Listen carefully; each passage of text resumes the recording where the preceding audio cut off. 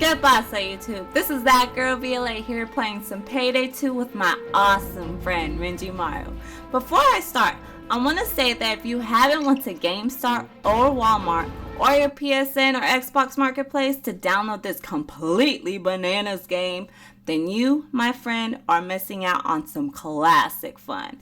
If you've been online with me, then you've seen me play until like 2 a.m. in the morning, eyes red and droopy and all sorts of stuff. But let me be honest, it's not a game for everyone, so before I recommend it, let me give you my thoughts and impressions. What you're about to see is me and Renji, the jewel store bandits. Hit a lick on a jewel store on a nice little suburban street, straight up Quentin Tarantino Hollywood style, in broad daylight too. Cause we ain't no putas. Ven y yo te enseño, vato. Anyway, from a gameplay perspective, this game has a simple concept. Get in, get the goods, and get out alive. The majority of your missions will range from bank heists to working for crime bosses. You know, the shadowy man with the question mark on his face. Yeah. There isn't much of a story mode or a story element other than you being a criminal looking to get rich or die trying. Now, I don't want this to sound like a review, so I'm not going to go in depth with everything the game has to offer, but I still want to touch on everything that I find important. For starters, this game is a breath of fresh air. Tastes good. It's not some online first-person shooter like Call of Duty, and it's not some restricted story-based game. The concept may be simple, and the game itself may be linear, but it gets to the point immediately and keeps the tension on you at all times. Even when you successfully pull jobs without alerting the cops, you still feel a constant tension that anything can still go horribly wrong, and you're hoping it won't. There are two ways to approach almost all the missions, but the missions themselves are dynamic, which means that the layout and events of the missions are constantly random. The vault might be in a different location, or the security yards may be in different paths. Either way, you can go about the mission stealthy and quiet, or guns blazing and crazy like me and Renji did. I'll tell you right now that being stealthy is very difficult, and next to impossible if you don't thoroughly plan it or take your time. Even then, you still might need a little element of luck. This is where mics come in handy, and why most people say they're a necessity. But you don't need them, as I've done every mission successfully without using a mic. What you will need is a human buddy. The more the merrier, because the AI on this game are about as effective as a training bra on Kim Kardashian. Seriously, if you're getting this game and planning on playing by yourself, then you're in for a lot of frustration. Think of your AI companions as sentry guns that can revive you. That's it. They can't carry loot, they can't tie people up, they can't work on the drill, they can't do anything outside of follow you, shoot enemies, and revive you. Luckily, they won't interfere with any stealthy approaches you might want to do, but their sole purpose is to soak up enemy gunfire. This is the portion that I don't like, because there are times where I would enjoy not having to find a lobby in order to enjoy the game. Which brings me to my next point. Matchmaking sucks, like some poor Uncle Vesta used to know from back in the day. Now I remember. I even remember your name. They should call you Jawbone. Wow. Yes, to say the matchmaking is terrible would be an understatement. The matchmaking is pitiful, horrible, oh my god. Basically, when you're searching to join games, 90% of the time, you'll get a notification the session's either full or unable to join, even if it appears open. It makes as much sense as a penny cut in half. But still, there is plenty to enjoy if you overlook some of the shortcomings. What's awesome is that you get to choose from 4 specialization trees and upgrade those trees how you see fit. You aren't just stuck in one tree either, so you can be a jack of all trades or a master of one. Each tree gets upgraded with points you can level up with. So don't expect to be much of a ghost until you actually reach about mid-leveling.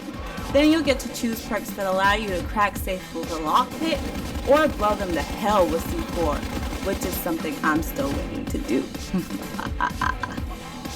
So yeah, your character will need plenty of progression to become an effective asset to the team, So don't be surprised if you find yourself getting kicked because you joined a high-level player lobby. But they simply just don't want to carry you. But that's okay, that's what you got me for. I'll carry you. Just join my lobby, I'll take care of you. Once you complete jobs, you get to pick a random card that might contain masks, money, colors, or materials for masks, and of course the best thing is weapon modification.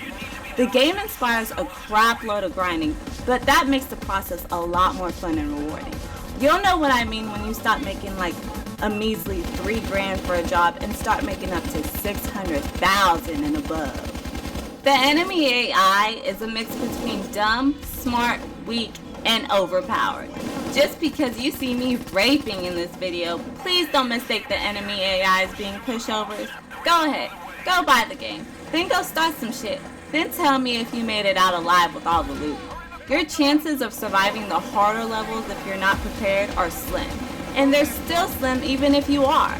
This game glorifies the phrase, when shit hits the fan. Because you'll be fine 1 second, then surrounded and out of ammo the next.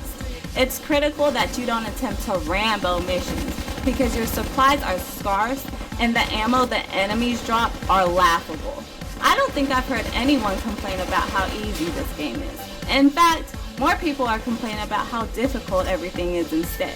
So make sure you get in the lobby with that broad VLA and things will go smooth.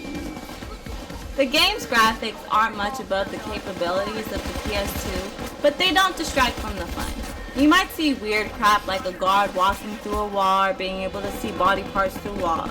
You might even experience a delay when somebody joins the lobby or random glitchy animations, but the occurrences don't really distract or take you out of the action.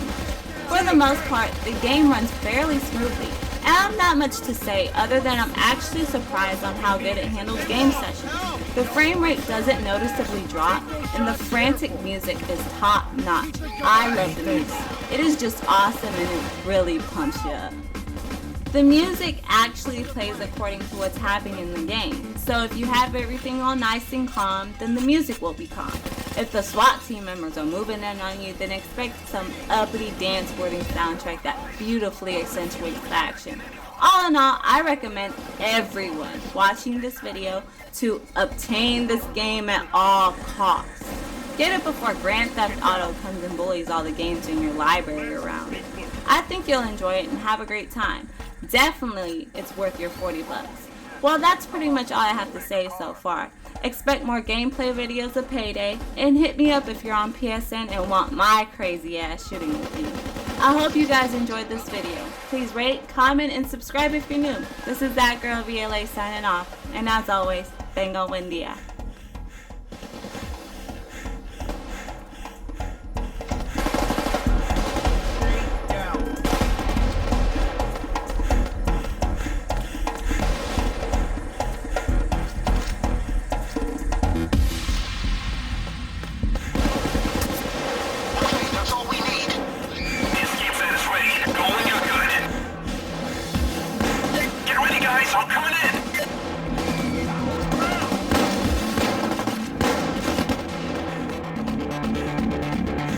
Fox, follow me.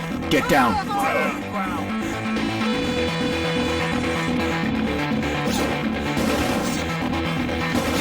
Police called in reinforcements.